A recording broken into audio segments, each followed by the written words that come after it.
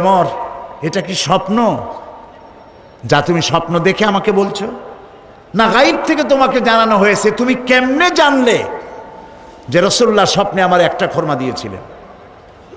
হযরত ওমর রাদিয়াল্লাহু তাআলা আনহু বলছেন, ওয়াল্লাহি মা হিয়া রুইয়া ওয়ালা গায়ব। হে আলী, আল্লাহর কসম, এটা স্বপ্নও নয়, এটা গায়েব থেকেও আমাকে জানানো হয়নি।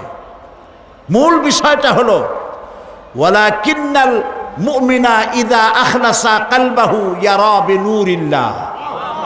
মূল কথা হলো একটি মানুষ যখন পা থেকে মাথা পর্যন্ত আল্লাহর জন্য হয়ে যায়, তখন সে আল্লাহর সাহায্যেই দেখতে পায়।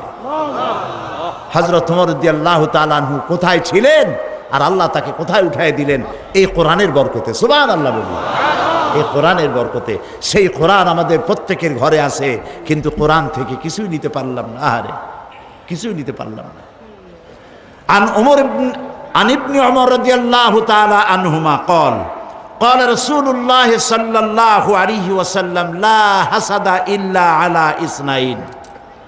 হযরত ইবনে ওমর রাদিয়াল্লাহু তাআলা আনহু বলছেন, দুই ব্যক্তি ছাড়া কারো সাথে ঈর্ষা করা যায় না, প্রতিযোগিতা করা যায় না।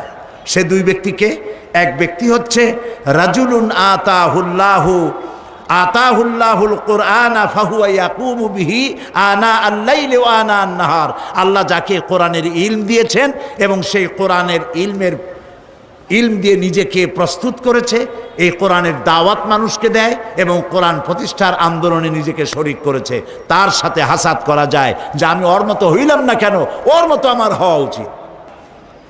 নবী করিম সাল্লাল্লাহু আলাইহি ওয়াসাল্লাম আরো বলছেন, عن عمر بن الخطاب رضي الله تعالى عنه قال قال رسول الله صلى الله عليه وسلم إن الله يرفع بهذا الكتاب أقواما ويضع به آخرين। আল্লাহ তাআলা এই কোরআনের কারণেই, এই কোরআন দিয়েই কোন জাতিকে আল্লাহ তাআলা উন্নত করেন, আবার এই কোরআনের কারণেই কাউকে অধপাতিত করেন।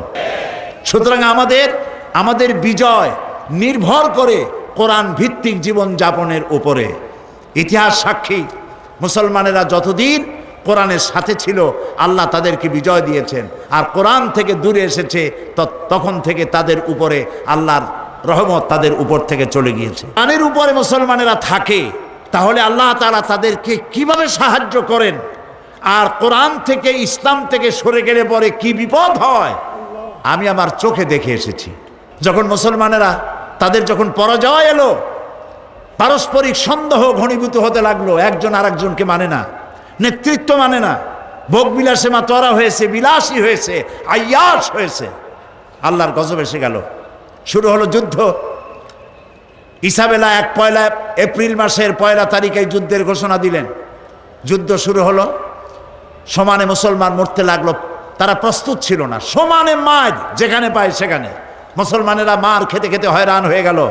রানী ইসাবেলার পক্ষ থেকে ঘোষণা করা হলো, কর্ডোবার মসজিদের মধ্যে যারা আশ্রয় নিবে তাদেরকে নিরাপত্তা দেওয়া হবে। মানুষকে কোরআনের দিকে আকৃষ্ট করেন এই ক্ষমতার উপরে টিকে থাকার জন্য বিলাসী জীবন যাপন করেছে। আবু আবদেল ছিল তাদের শেষ রাষ্ট্রপ্রধান। যখন যুদ্ধ শুরু হলো সে দৌড়াচ্ছিল, তার মায়ের কাছে গিয়ে কাঁদতেছিল। মা বলল, তোমার বাবারা, তোমার বাপ দাদারা এই দেশ দখল করেছিল বুকের রক্ত দিয়া, আর তুমি বুকের রক্ত দিয়ে এ দেশকে রক্ষা করতে পারলে না। এই নাও আমার হাতের চুরি পরিয়া আফ্রিকার জঙ্গলে গিয়া পালায় যাও। আমার জন্য খুব ভালো হতো যদি তোমার মুখ আমি না দেখতে পারতাম আমার মরার আগে। প্রিয় ভাই সব, এ ছিল মুসলমানদের করুণ ইতিহাস। কিন্তু মুসলমানদের মূল ইতিহাস ছিল যে কোরআন যখন এসেছিল আল্লাহ তাআলা বলেছেন, قد جاءكم من الله نور وكتاب مبين। আমি আল্লাহর পক্ষ থেকে তোমাদের জন্য এসেছে আলো, আমি তোমাদেরকে একটা আলো দিয়েছি।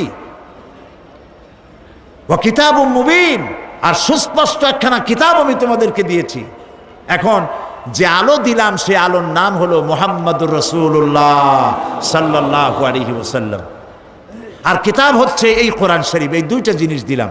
আর নবী করিম সাল্লাল্লাহু আলাইহি সাল্লাম যখন ইন্তেকাল করেন তখন তিনি বলে গিয়েছিলেন, তারাকতু ফীকুম আমরাইন, দুটো জিনিস আমি তোমাদের জন্য রেখে গেলাম, একটা হলো কিতাবুল্লাহ, আর একটা কি? রাসূলের সুন্নাত। এই দুটি জিনিস রেখে গেলাম।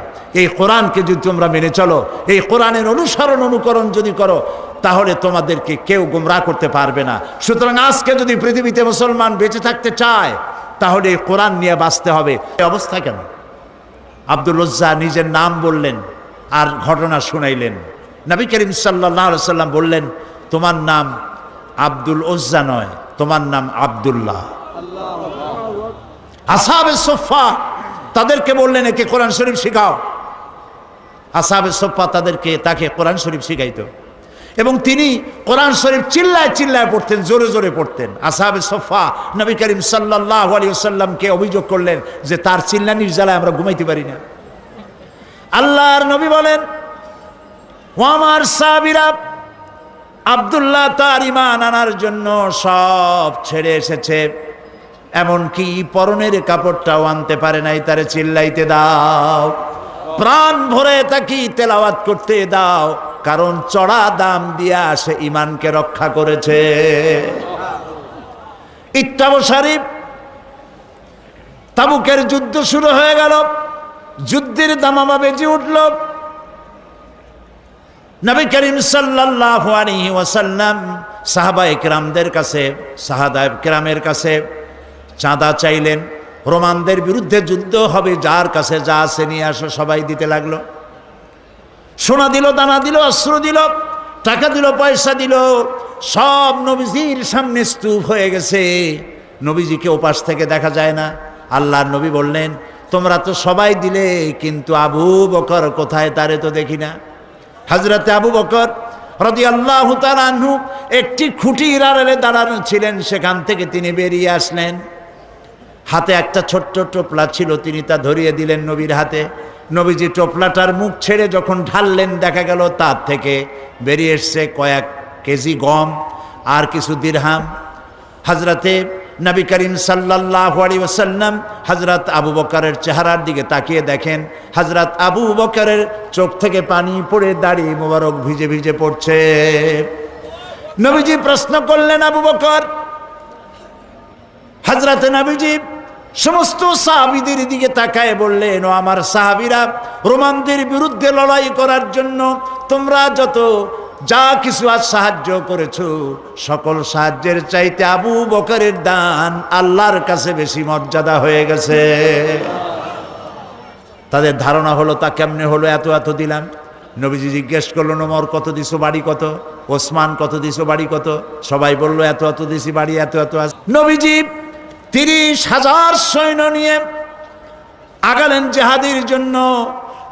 পথিমধ্যে হযরতে আব্দুল্লাহ নবীজির সামনে এসে দাঁড়ালেন, বললেন, ইয়া রাসূলুল্লাহ, আমি আমার নজরে তাকায় দেখলাম সাহাবায়ে কেরাম যার কাছে যা ছিল সব আপনার পায়ের উপরে, আপনার কদম মোবারকে উৎসর্গ করেছে। আমার কিছু নাই, এই যুদ্ধে কিছুই দিতে পারলাম না।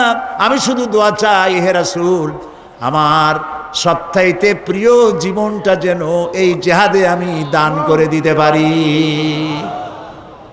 প্রিয় ভাইয়েরা আমার, নবীজি বললেন, একটা গাছের ছাল নিয়ে আস।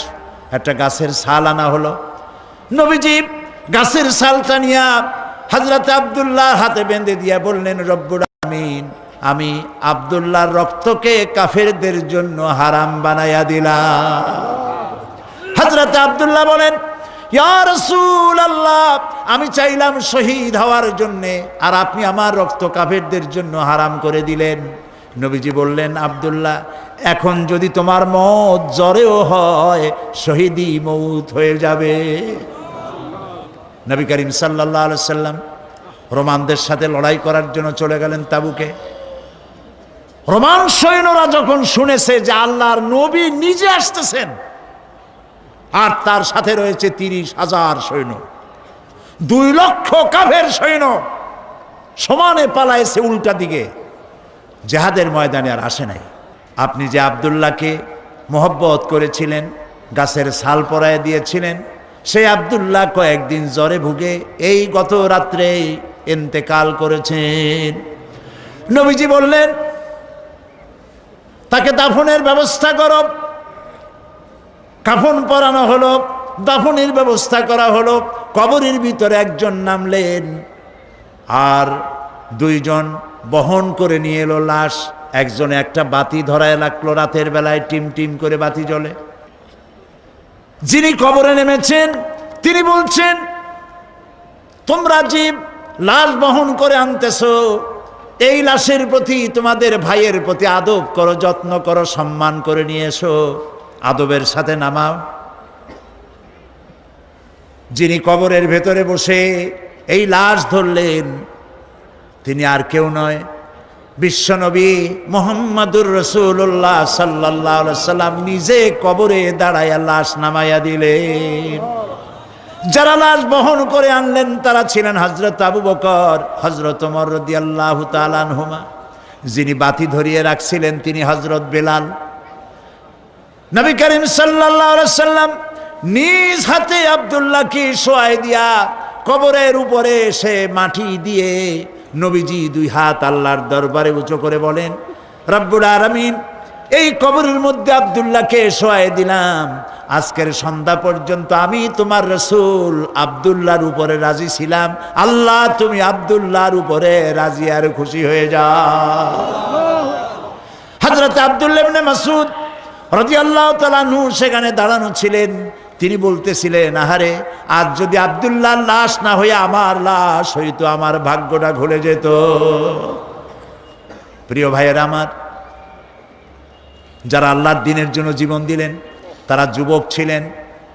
এই যুবকেরা আল্লাহর দ্বীন প্রতিষ্ঠার জন্য, তাহলে যুবকদেরকে ময়দানে আগায় আসতে হবে, যুবকদেরকে এগিয়ে আসতে হবে। তাওহীদ এবং বিদআত, তাওহীদ এবং তাওহীদকে প্রতিষ্ঠিত করার জন্য শিরক এবং বিদআতকে নির্মূল করে দিয়ে আল্লাহর দ্বীন প্রতিষ্ঠার জন্য আগায় আসতে হবে। তাহলে আশা করা যায় পৃথিবীতে, এই গোটা বিশ্বের ভিতরে দ্বিতীয় বৃহত্তম মুসলিম দেশ, এদেশে আল্লাহর কালেমার পতাকা একদিন উড়বেই উড়বে।